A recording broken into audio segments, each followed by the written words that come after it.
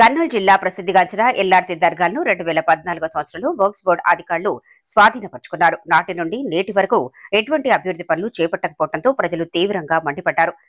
షేక్ షావలి దర్గాల హుండీ లెక్కింపు చేపట్టారు. 4 నెలలకు గాను 7,72,000 రూపాయలు హుండీ ఆదాయం వచ్చిందని ఎల్లార్తి దర్గా ఈవో షేక్ ఇమ్రాన్ మీడియా సమావేశంలో తెలిపారు. ఈ సందర్భంగా వర్క్స్ board superintendent Mohammed Hussain media సమావేశంలో మాట్లాడుతూ 2014 సంవత్సరం నుండి నేటి వరకు అన్ని ఖర్చులు పోగా 56 లక్షల రూపాయలు ఖాతాలో జమ ఉన్నాయని, ఈ నిధులతో భక్తులకు రూములు, ఇతర సౌకర్యాలు కల్పిస్తామని వారు తెలిపారు. దర్గాల నిర్వహణకు ఇటీవల టెండర్ నిర్వహించడం జరిగిందని, 11 నెలల 15 రోజులకు గాను 1,75,00,000 రూపాయలకు ఎల్లార్తి గ్రామానికి చెందిన బి మల్లికార్జున టెండర్ దక్కించుకోవడం జరిగిందని బోర్డు అధికారులు తెలిపారు. దర్గాలలో అవినీతికి తావు లేకుండా దర్గాల అభివృద్ధికి రాష్ట్ర works board chairman Abdul Aziz కట్టుబడి ఉన్నారని, దర్గాలలో అవినీతిని కట్టడి చేసి ఖచ్చితంగా దర్గాలను అభివృద్ధి చేస్తామని అన్నారు. ఈ కార్యక్రమంలో dargah EO Imran, Adoni division works board inspector Sohel, works board అధికారులు ముక్తార్ అహ్మద్, వర్క్స్ బోర్డు అధికారులు, సిబ్బంది పాల్గొన్నారు.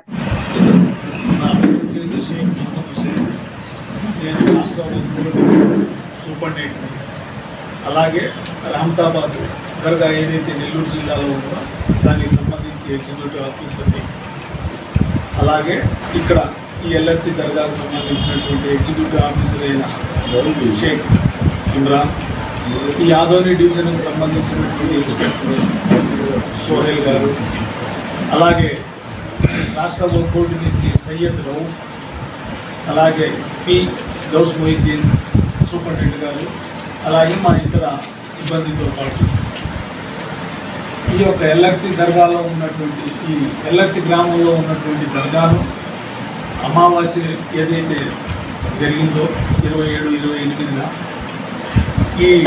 నేను ఏదైతే పేర్లు చెప్పానో ఈ యొక్క టీంని సందర్శించి ఇక్కడ ఏర్పాట్లు ఎలా జరుగుతున్నాయి, అలాగే ఇక్కడ ఉన్నటువంటి భక్తులకు ఏం సౌకర్యాలు కావాలా అనేది స్పెసిఫిక్గా మా రాష్ట్ర వర్క్ బోర్డు చైర్మన్ అయినటువంటి శ్రీ షేక్ అబ్దుల్ అజీజ్ గారు మా యొక్క ఈ టీంని ఇన్స్ట్రక్షన్స్ ఇవ్వడం జరిగింది.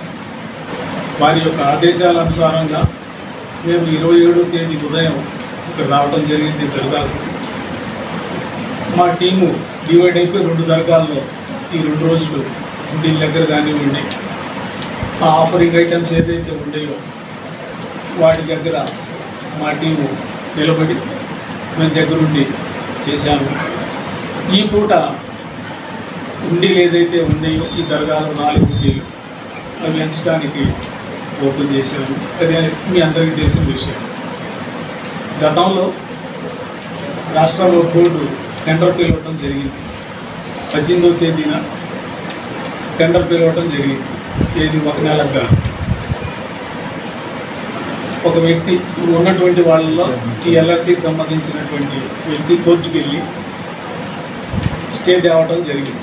అది 2 విషయాల్లో 2 ఐటమ్స్ వరకు సంబంధించిన దాంట్లో స్టే ఇచ్చారు. ఒకటి ఏంటంటే హుండీలు, రెండోది వచ్చేసి స్కిన్. ఇవి తప్ప తగ్గిన వాటికి ఓపెన్ యాక్షన్ చేసుకోమని రాష్ట్ర హైకోర్టు వారు వర్క్ బోర్డు వారికి ఆదేశాలు ఇవ్వడం జరిగింది. సరే, అవి తీసేసి రెండోసారి కూడా పేపర్ నోటిఫికేషన్ ఈ టెండర్ ప్రకారంగా పిలవటం జరిగింది. దాన్ని కూడా ఆపాలనేటువంటి ఉద్దేశంతో మళ్ళీ జలీల్ భాష అనే అతను కూడా హైకోర్టును సంప్రదించడం జరిగింది. అయితే దాంట్లో పీరియడ్ తక్కువ ఇచ్చారనేటటువంటి ఉద్దేశంతో హైకోర్టు వారే 27వ తేదీన ఫిబ్రవరి నెల 27వ తేదీన ఈ యొక్క టెండర్ ప్రాసెస్ ఏదైతే ఉందో చేసుకోమని వర్క్ బోర్డు వారికి ఆదేశాలు ఇవ్వడం జరిగింది.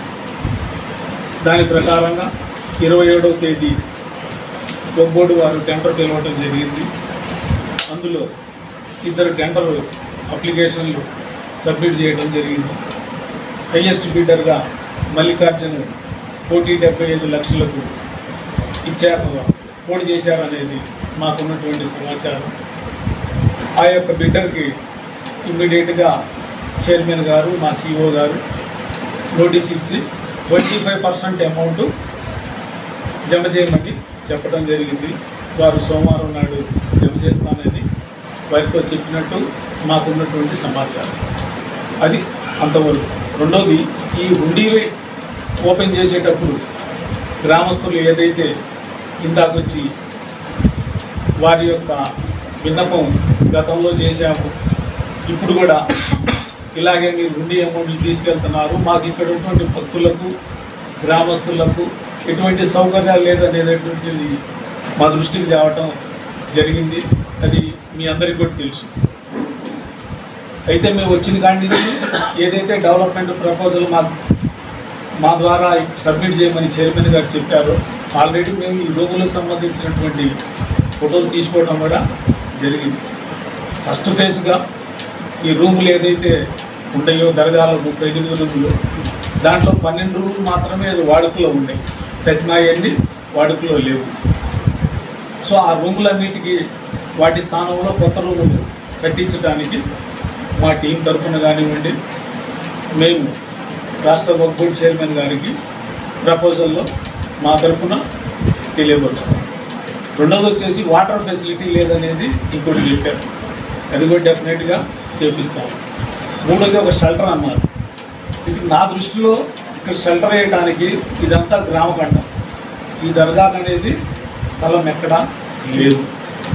పంచాయతీ తరఫున కానివ్వండి, గ్రామస్తుల తరఫున కానివ్వండి, ఏదైతే స్థలం మాకు చూపిస్తారో అక్కడ షెల్టర్ కట్టడానికి వక్ఫ్ బోర్డు తరఫున అష్యూరెన్స్ ఇవ్వమని రాష్ట్ర వక్ఫ్ బోర్డు చైర్మన్ అయినటువంటి అబ్దుల్ అజీజ్ గారు మాకు ఆదేశాలు ఇవ్వటం జరిగింది. ఇక్కడ జరిగినటువంటి సిచ్యువేషన్ అంతా మా చైర్మన్ గారికి నేను ఇందాక ఒక 10 నిమిషాల ముందు చెప్పటం జరిగింది. వారి తరఫున ఇప్పుడు ఏదైతే రూములు అని చెప్పామో, రూములు, వాటర్ ఫెసిలిటీ, ఈ 2 ఫస్ట్ ఫేజ్లో రాష్ట్ర వక్ఫ్ బోర్డు తరఫున ఈ షేక్ అబ్దుల్ అజీజ్ గారి చైర్మన్ గారి ఆధ్వర్యంలో చేపడతామని ఈ సభాముఖంగా మీ అందరికీ తెలియపరుస్తాం.